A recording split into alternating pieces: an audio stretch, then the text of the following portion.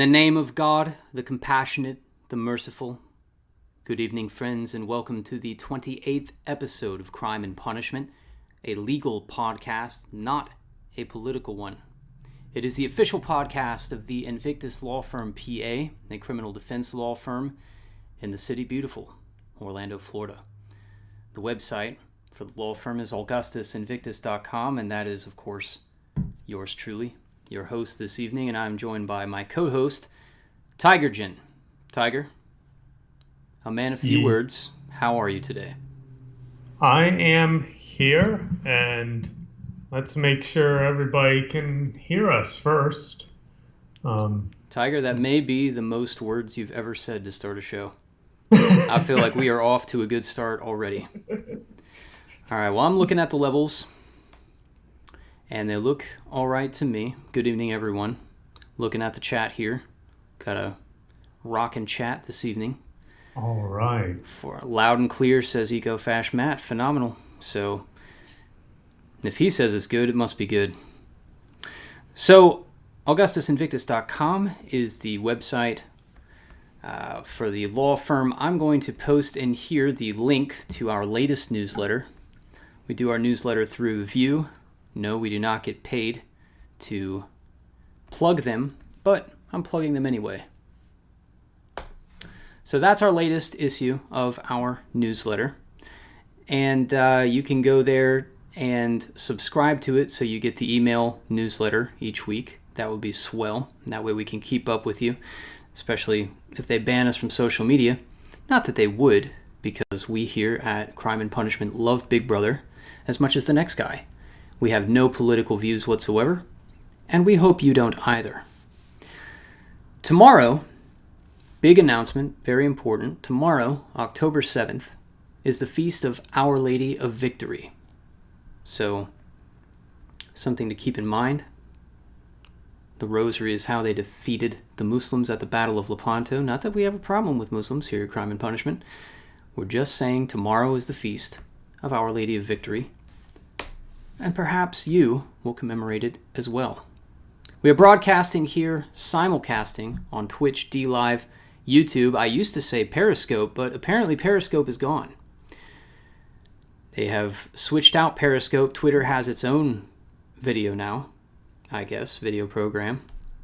So, I regret to say that I was able to advertise Crime and Punishment on every single platform this evening. If you look in the description, you can see that we have profiles on Facebook. We've got like 3 of them. We've got Twitter, Gab, Instagram. We got everything. Everything you can think of. We've got those profiles.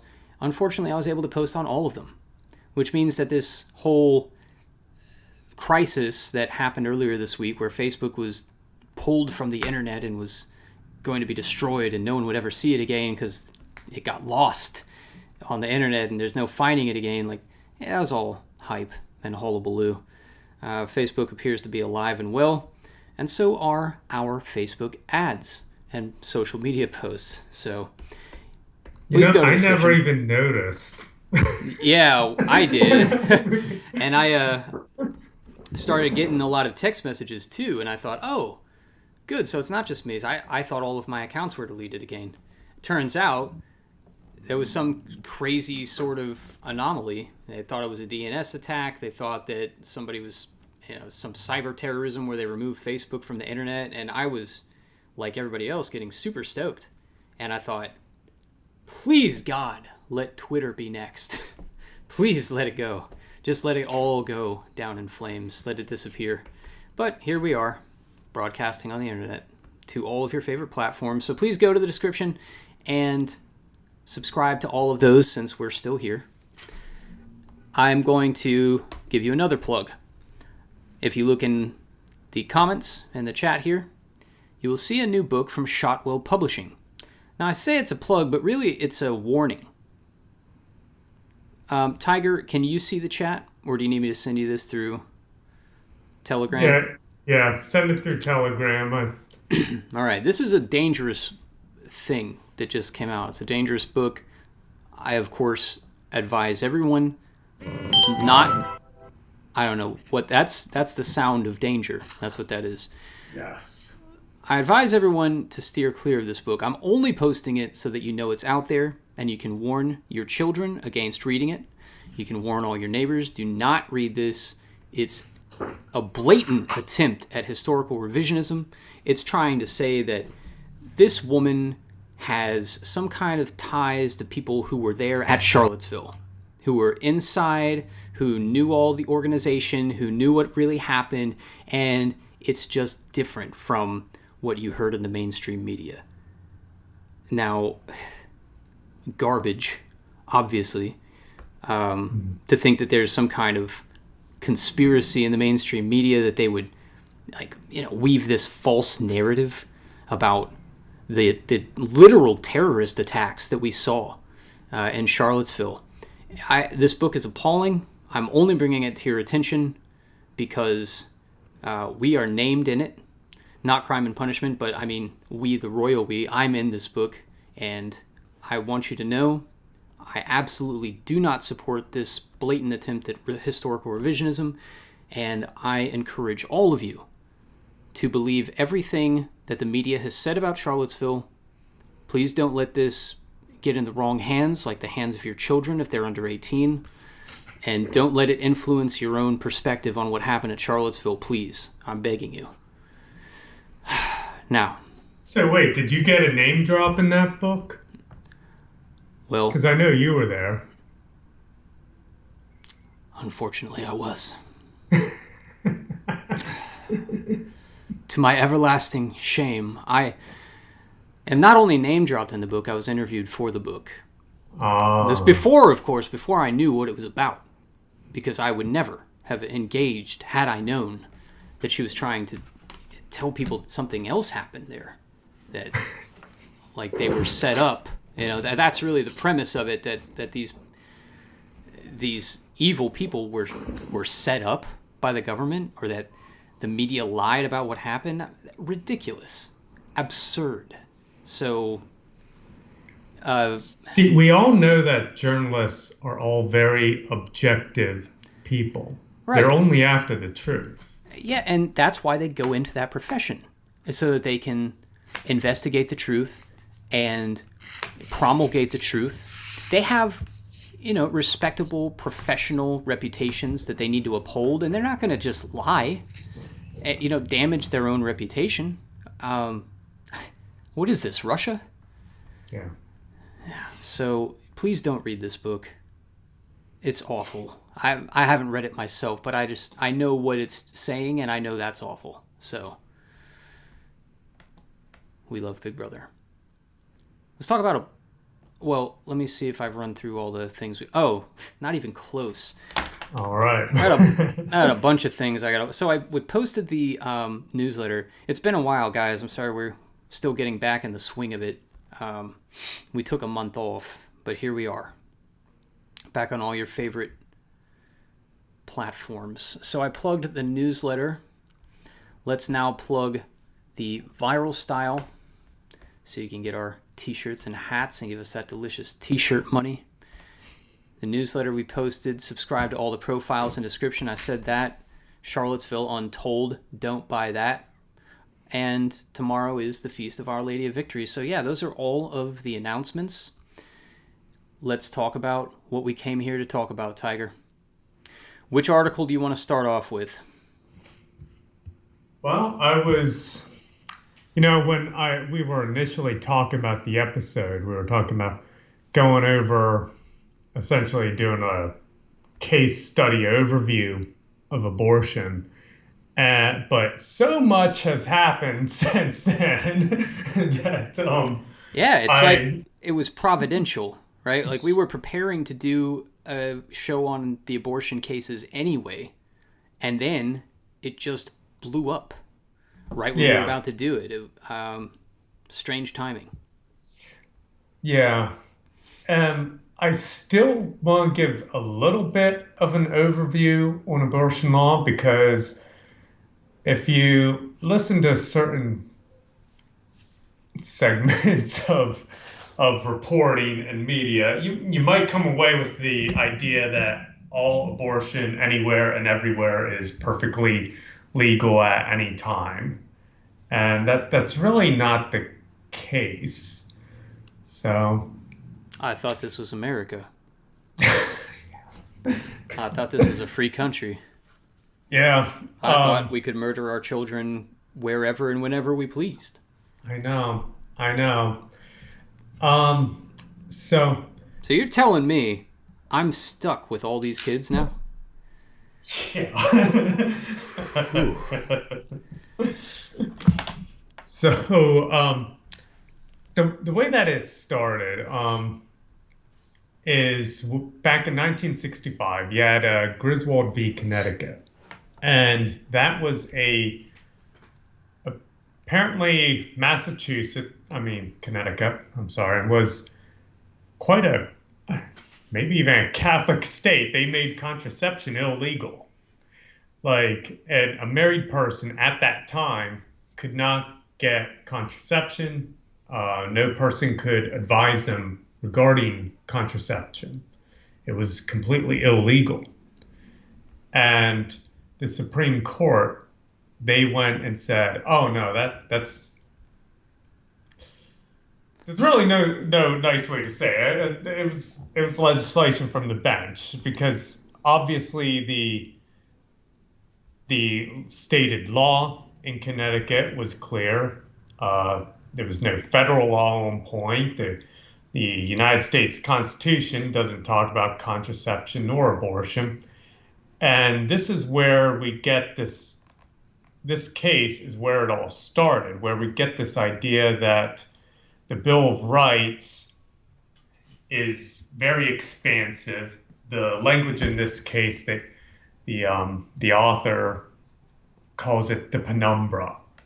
Like, contraception is in the penumbra of let me try and check my notes here. It's been a while since I Well, what's wrote amazing is that in Connecticut, of all places, Yeah. they would ban contraception.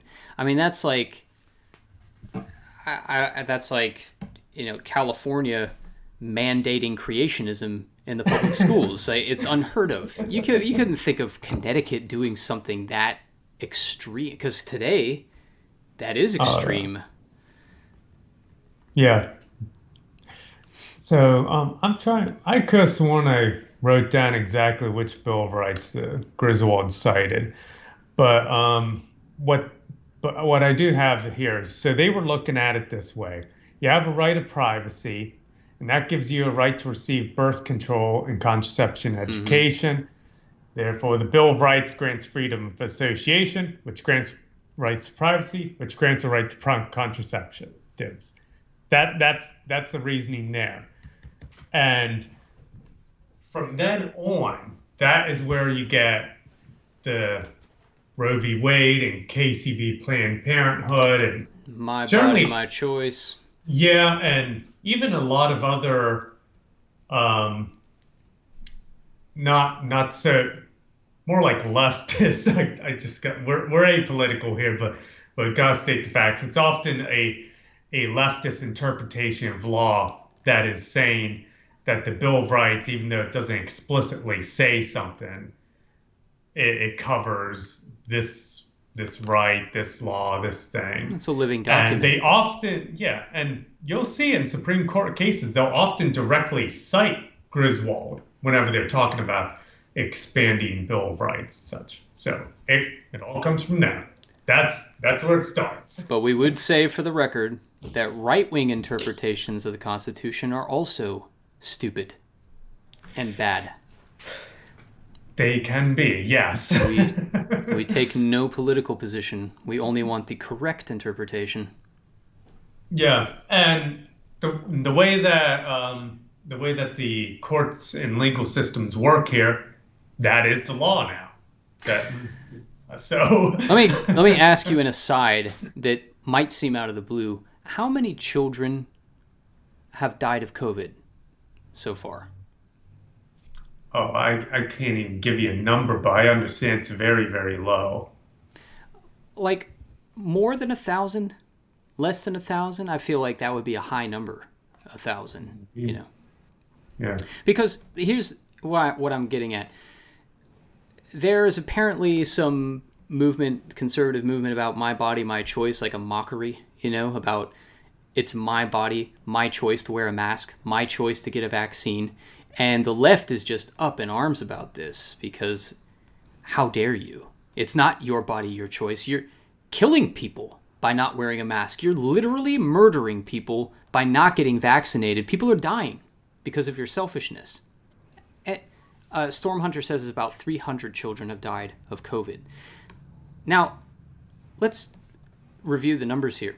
So if Storm Hunter's right, and about 300 kids have died of COVID, and let's say we can, for the sake of argument, arguendo, as we say in the law, if we can say for the sake of argument, 300 children have died directly because those conservatives refuse to get vaccinated. 300 children have died because of you. Because of my body, my choice. That same slogan, my body, my choice, has literally killed 62 million children since Roe v. Wade. Yeah. 62 million. Which is such an unfathomable... How many women could be getting abortions every year? It's about a million a year. Now, from what I understand, 62 million kids, and they have the gall to say that conservatives are murdering children in mass because perhaps between 300 and 400 children have died of COVID. It's insane. Yeah, and these activists. You remember when Ruth Bader Ginsburg died, and I remember. Right away, the only thing people were talking about was abortion. The United States Supreme Court only exists in regards to abortion. And I remember it's the only thing that they care about. and I mean, I believe that before Roe v. Wade, it was a state-by-state issue. And that's where you had this sort of meme back then where it'd be oh, my cousin is going to Florida to visit her grandparents, but it was really to leave the state to go and get an abortion. You could have an abortion before then legally in other states. Which is what they're promoting now with this Texas law. It's banned in Texas effectively because you get sued. But so you have to leave for Oklahoma or Louisiana. Yeah, so let's go back to what we were starting with. That we wanted to do a show just on the abortion cases because, we wanted to do it about that. But then the Texas thing blew up. So Texas passed a law saying that private citizens can now sue people for performing abortions. Yes. So, let's talk about that. Yeah. So, even right before the show, I was checking up, trying to see what the latest is on this thing. Can I just point out first that, sorry to interrupt, but we have 24 people watching and we have 13 dislikes. That means that more than half the people listening to this do not like this show. We should talk about abortion more often. Yeah, I guess. And it's a shame. What I was just going to say is that no news article that I can find actually says what makes this law unique, why these abortion activists are so dead scared of this law. All of them only talk about that private enforcement, which I'll cover, but there's a lot more that this law. I'll get into it after I describe the private enforcement, but you're not going to hear it anywhere else. This is exclusive here. Nobody else, I guess, ever read this thing. You heard it first. Crime and Punishment.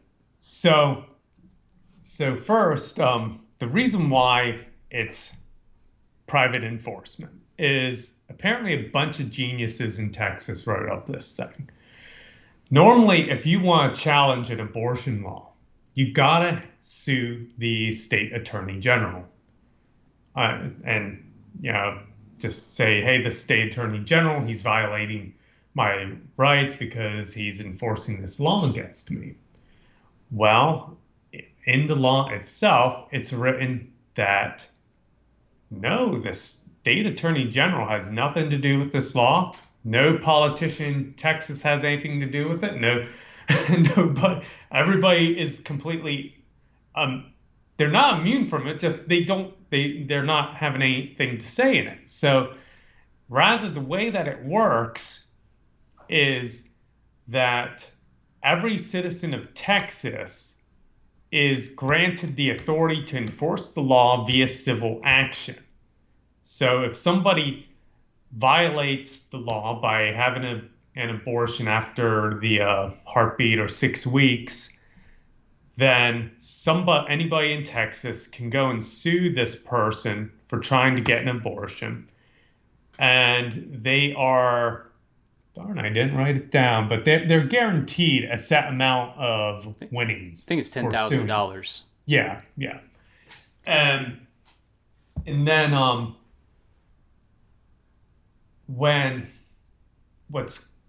there's a lot of other things just to this private enforcement. So I'll just read straight from my notes, make sure I don't get this wrong. So if you go to section 171.208, it is enforced by people suing on behalf of the state. Anyone may sue for someone who breaks this law in the name of the state. It does not have to be personal res judicata. So it does not have to be personal. That means it's not like you're the husband or family member. Literally anybody can go and sue a person getting an abortion. The law also states that res judicata does not apply because the other person suing was not a party. So what this means is so let's say that a person who gets an abortion is sued, and they get a judge that says that she wins. The abortion was legal or whatever, she wins. Anybody else can then go and sue her again. Interesting. Yeah. All right, so for the uninitiate and the audience, res judicata it's a legal term of art that means that the decision stands, basically. So you can't re-argue an issue that's already been settled. That case is now the case. It's decided. You can't go back to court over it. So you're saying that if res judicata is done with, that would mean that, if they said, sorry, your lawsuit loses, this abortion was legal, then the next guy in line could sue again. Yes. And again, and again, and 100 people could sue this poor woman. Someone could sue her into bankruptcy.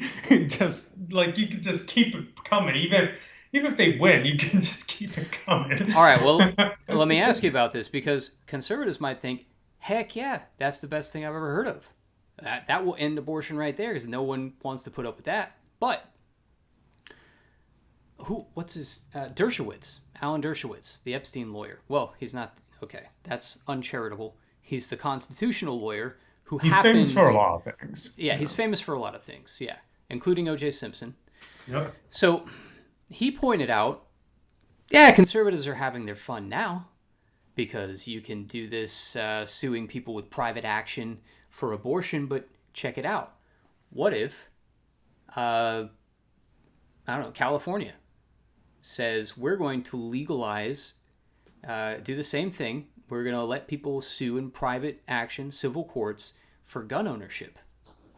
What if they find out you have a gun and we want to make a civil action for that? They can now sue you for $10,000 for possession of a firearm. How do you like them apples? Yeah. So, what are they waiting for? As soon as he said that, I thought, man, that's brilliant. Why haven't leftists done that already? Well, yeah. I mean, I don't know, but we'll get into the scary stuff later once I cover just about the civil stuff. Essentially, they wrote themselves an invincible law, but we'll get into that. So then they have to use jurisdiction law and not cases that may be appealed. So they were thinking nationwide injunctions here. So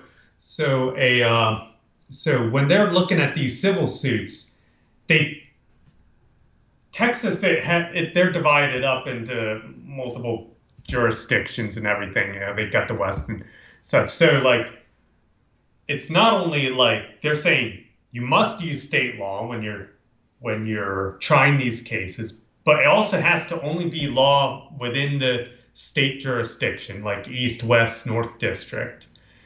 And it cannot be about, you cannot use a case. So like, let's say there was some big win in California or somewhere over an abortion law, or even within the state of Texas in that jurisdiction.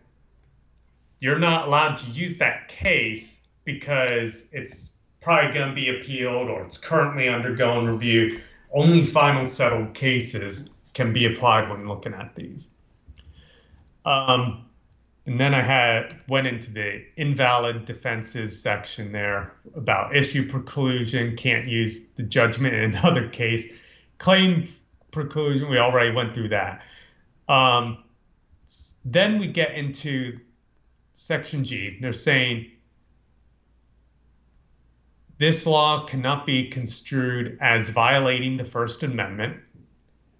You cannot say that it is violating the rights of third parties. It then emphasizes that there are no criminal penalties, only civil. Plaintiff gets his attorney fees. Defendant does not get attorney fees. Wow. Let me see. A person who was made pregnant through an illegal. So this is something I already saw articles getting wrong because they don't read the law.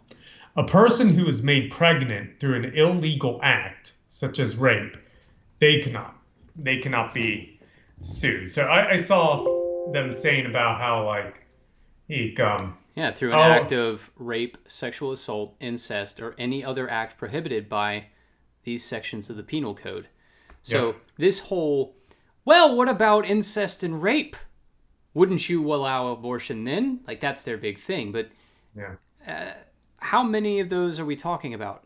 When does that ever actually happen? That somebody gets raped and they have a child produced from it? I'm sure it does happen. But is it 1 million times a year? Like, are there 1 million abortions a year in America because somebody committed incest?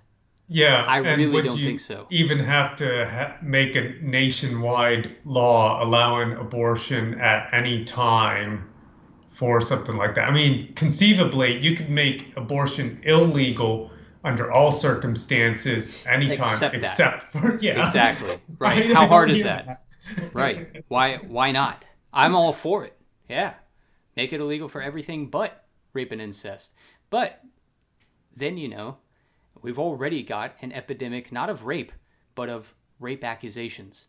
So if you make it so that abortion is illegal except for instances of rape, well, suddenly every pregnant woman in America is going to be the victim of rape. Everyone's going to cry, rape. He raped me. He raped me. I got to get an abortion. And then we're going to see an epidemic of men in jail. Although, you know what, man? If it ends extramarital sex, maybe it's going in the right direction. Because all this, when this Texas law came out, all these women started posting on social media like they're going on strike. They're not going to have sex anymore. And it's like, I saw a bunch of Catholics posting on Instagram, this looks like a win-win. Abortion is outlawed and all women stop spreading their legs at the bars. Like, I don't see a downside. Yeah. So I'm going to start getting into the real genius of this law here. So one of the first things that you'll notice is in Section 209, they talk about the undue burden test. And that is where abortion law is under Supreme Court. rulings where they say, like, if the law is an undue burden on the woman, then you can't have this law. So the undue burden test before viability. The undue burden test is the legal standard that courts use to determine whether an abortion restriction violates the Constitution. SB 8, this Texas law, has it as an affirmative defense, but restricts it a bit. SB 8 only goes as far as undue burden allows.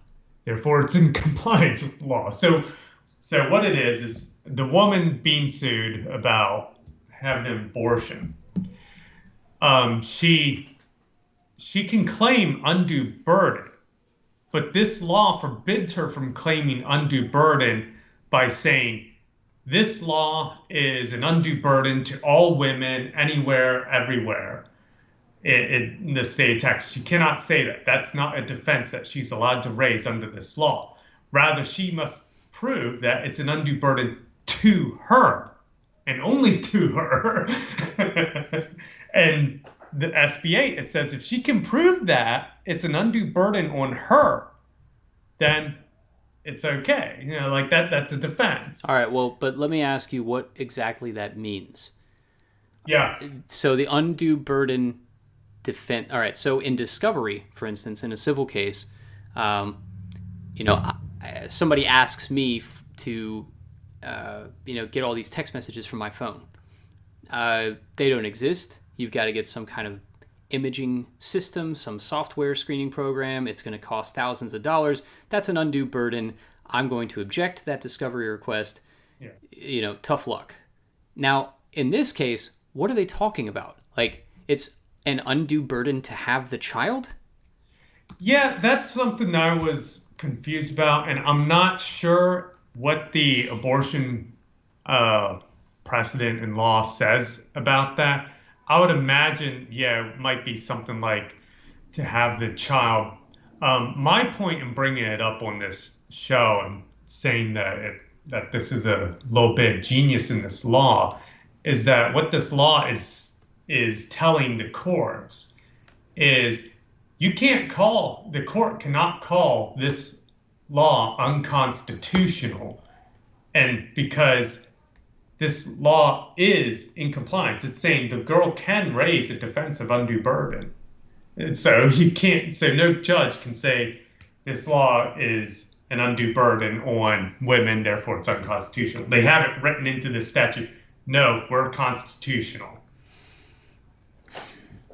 So a court may not find an undue burden under this subsection unless the defendant introduces evidence proving that, 1, an award of relief will prevent a woman or a group of women from obtaining an abortion. So, I get back down to there. I was staring at unless the defendant so the defendant, the female who got the abortion, can show that the relief, which would be monetary damages, will prevent a woman from obtaining an abortion. That seems like an easy way out. Yeah, it's not entirely. That was my understanding too. Is that it's not. It's not the complete death knell on abortion that people are saying. Yeah, exactly. Yeah. You can raise a defense. There's a defense written into the law. Yeah. But I mean, any restriction.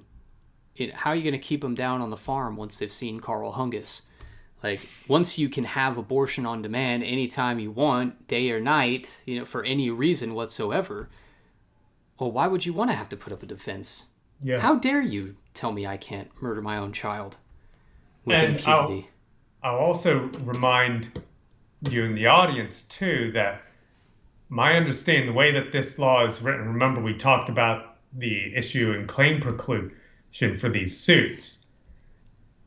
If a woman wins, saying one, she could be sued again over this, like try and prove it again.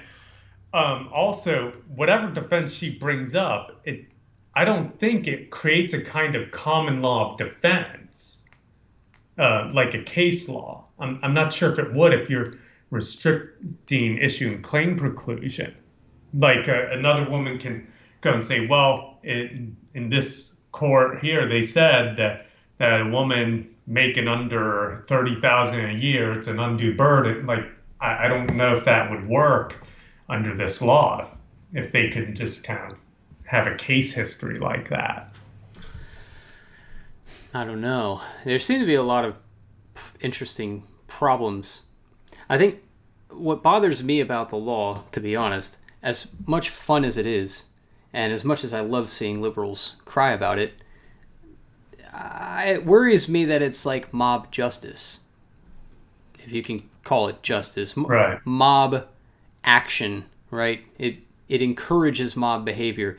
It's no different than saying, well, this woman practiced witchcraft, and now every member of the village can take her to trial over and over and over again. And she must prove every single time that she is not in league with the devil, or she will be burned at the stake. Well, or she will have to pay $10,000. Right? So you could think of that with anything. Every time you read the Daily Stormer, somebody gets the right to sue you for $10,000 for promoting hate. If Dershowitz's example, if you own a firearm, every citizen in the state of Florida can sue you for $10,000, and you can't use your wins as a defense. You have to go defend yourself every single time. Or who knows, if you don't vaccinate your kid, every member of the state of Florida has the right to sue. Every citizen of the state of Florida has the right to sue you for $10,000, and you can't do anything about it when persons A through Z sue you.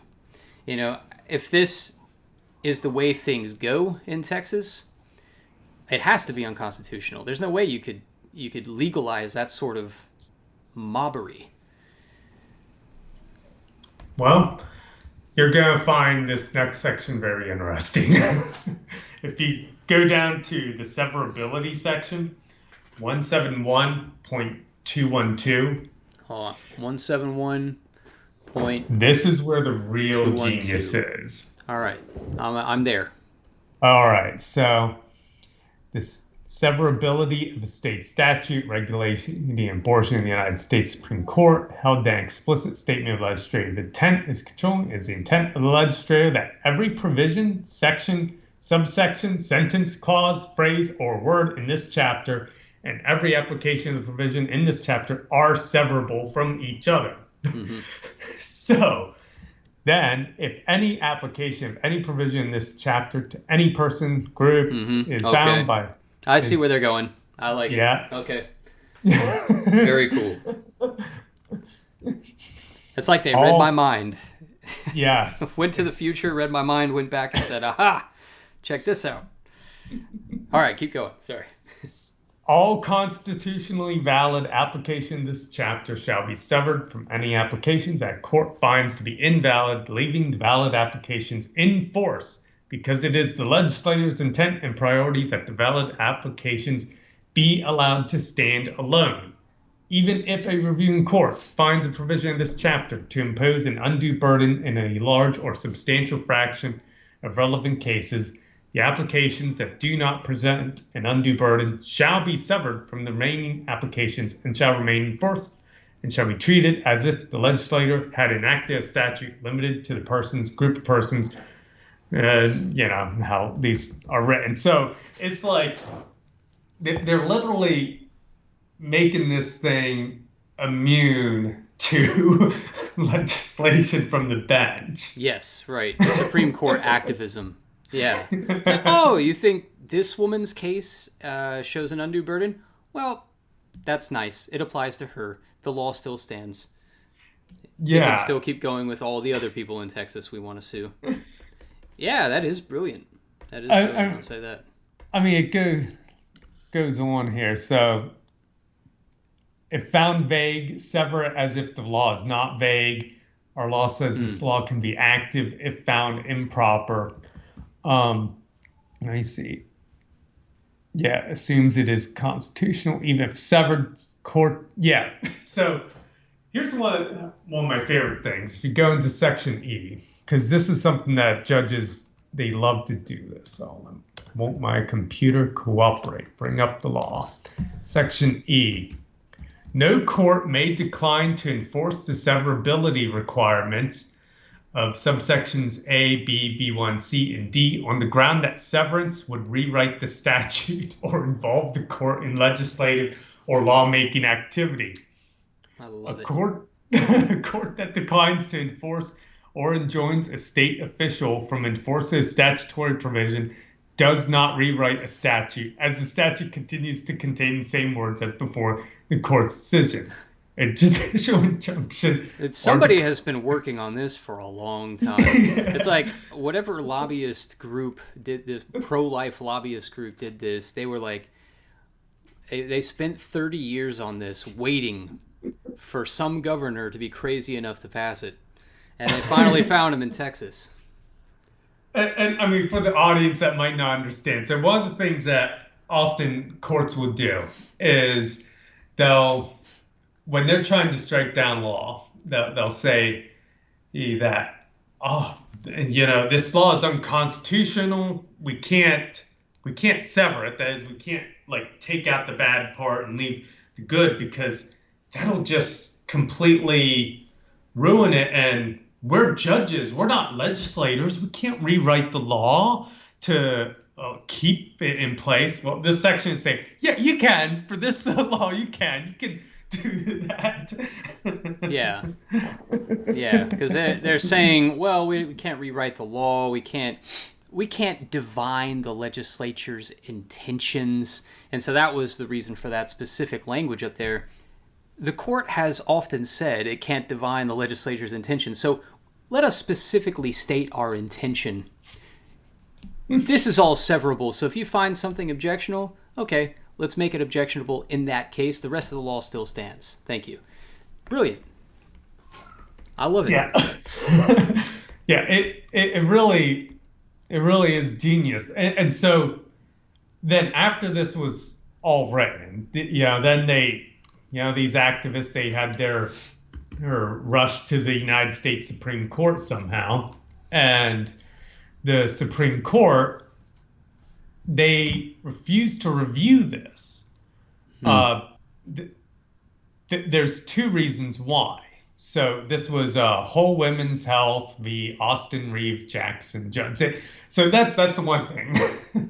They couldn't find who to sue. They can't sue the state attorney general. They can't sue the legislator. So they're like, we're going to sue the judges for this law. So they sued the judges. And they called for an injunction. And yeah, the Supreme Court, I mean, they, on the face of the law, I would say they did correct here. I mean, just they said that they could not, they can't grant an injunction because you need 3 requirements for an injunction. You must carry the burden of making a strong showing that you are likely to succeed on the merits, and that you will be irreparably injured absent a stay, and that the balance of equities favors that stay, and that stay is consistent with the public interest. Like that's bare basic remedies law. That's injunction law. And the court said you can't show any of this. And a big part of the reason is because of the way this law is written. We don't know what to do. We don't know, would you win against this and everything?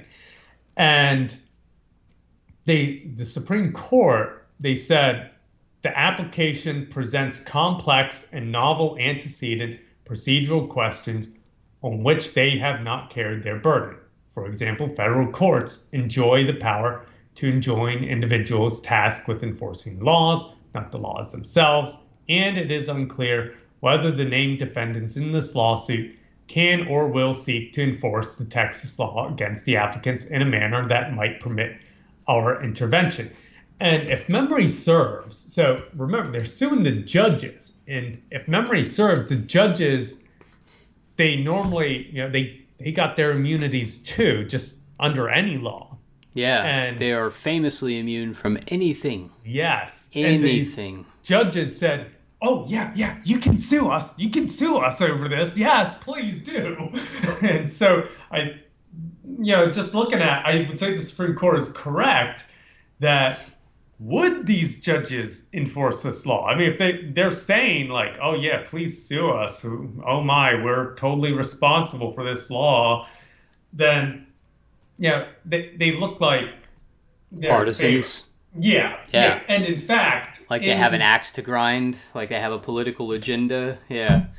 yeah, and in fact, in one of these suits, it's been so long, I'm a bit confused about where it was in here. It was U.S. v. Texas, but it was not U.S. v. Texas. No, where is it?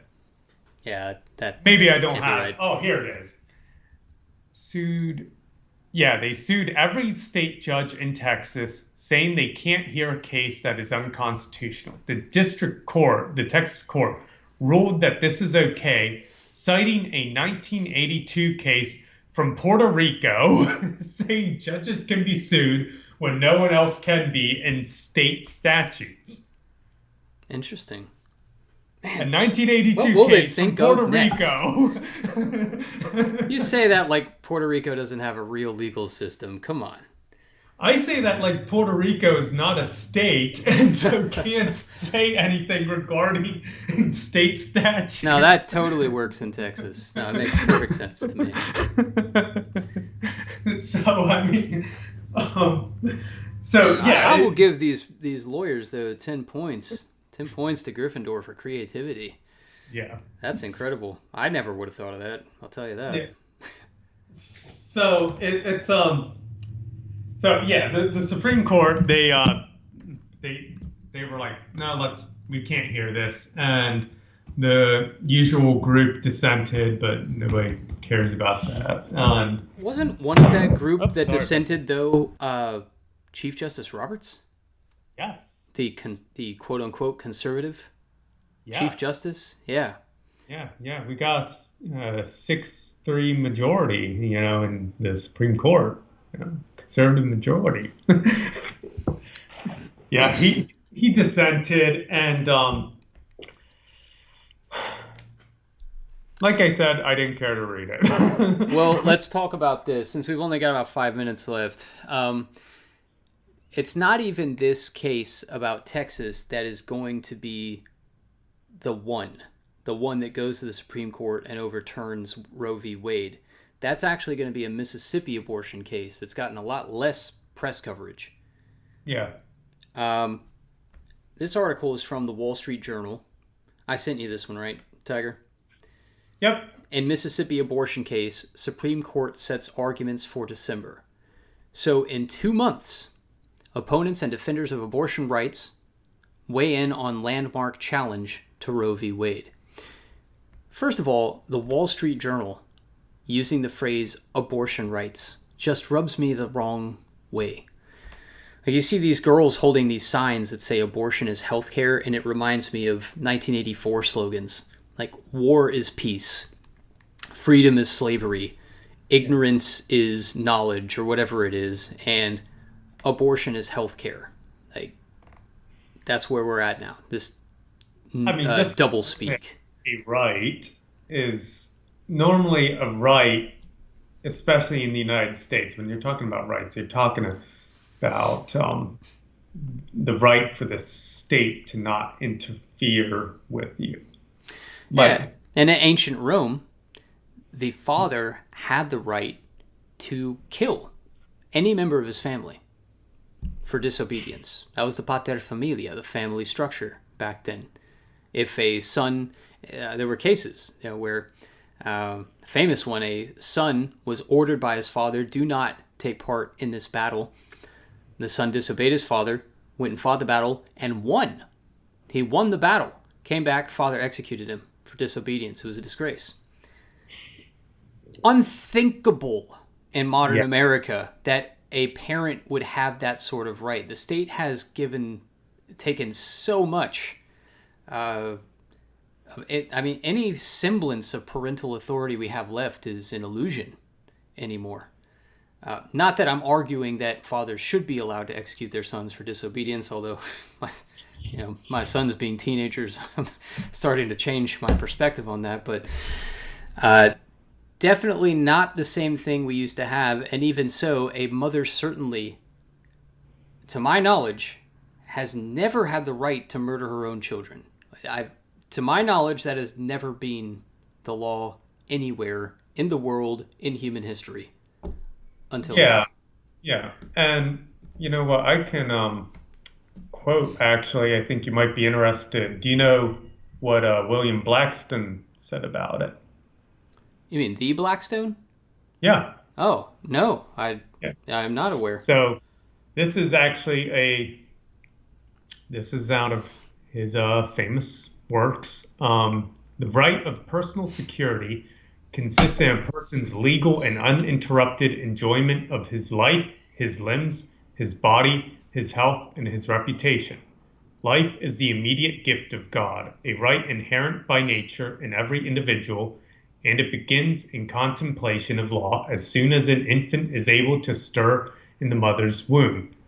That might sound familiar right now. We call that a heartbeat bill for, well, one of the movements, but is able to stir in the mother's womb. For if a woman is quick with child, and by a potion or otherwise killeth it in her womb, or if anyone beat her, whereby the child dieth in her body, and she is delivered of a dead child, this, though not murder, was by the antient law homicide or manslaughter. But at present it is not looked upon in quite so atrocious a light, though it remains a very heinous misdemeanor. An infant in ventressa mere, or in the mother's womb, is supposed in law to be born for many purposes. It is capable of having a legacy or a surrender of a copyhold estate made to it. Mm-hmm. It may have a guardian assigned to it, and it is enabled to have an estate limited to its use and to take afterwards by such limitation as if it were then actually born. And in this point, the civil law agrees with ours. That's an interesting point. I've never thought of that before. Yeah. But And that's I true. believe it's Children still in the true. womb, it is still true. Yeah. A child in the womb does have legal rights to property. I mean, if you have, correct me if I'm wrong, but if you were to have an insurance policy and you named your unborn child as the beneficiary, as soon as that kid's born, if you die, during the pregnancy, they're not going to say, "Nope, too bad, you didn't make it out before your dad died." I'm pretty sure the child gets that insurance policy. And there are 100 different things that it's never occurred to me before, but you fill out applications and you get to list your unborn child in those applications. You have a lot of property rights where you are asked not just for the children who are living out here in the world, but do you have any children you're expecting? So they do have property rights. That's a good find, Tiger. I like Yeah. that. Nice, man. Yeah, Nice. it's quite, yeah. And I mean, it's just, I mean, too, when you actually read, like, especially Roe v. Wade and such, they pretend to quote all this stuff on the history of common law and of abortion and such. They didn't mention this. All right, well, let's put a pin in that because we are over time. But any closing thoughts for the evening? Well, that's really it. And I would also like to emphasize too that this is further proof that Blackstone, he was not a legal realist.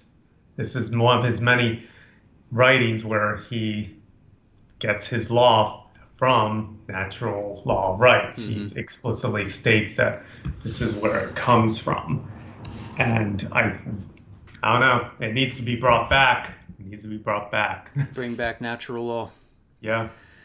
Stormhunter points out something super important about the Attorney General writing this letter. I don't know if you saw this, Tiger, but they published this letter saying that all of you people threatening or attacking these poor school board members with threatening them with violence.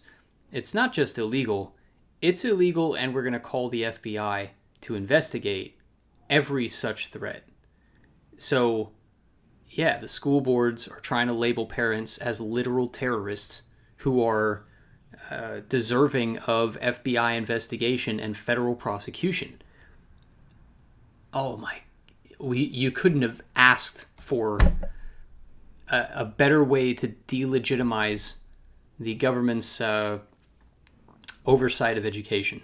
So we've got to talk about that at length. We'll talk about it next week because we are over time. But thank you all for joining us this evening, Tiger. Thank you as always.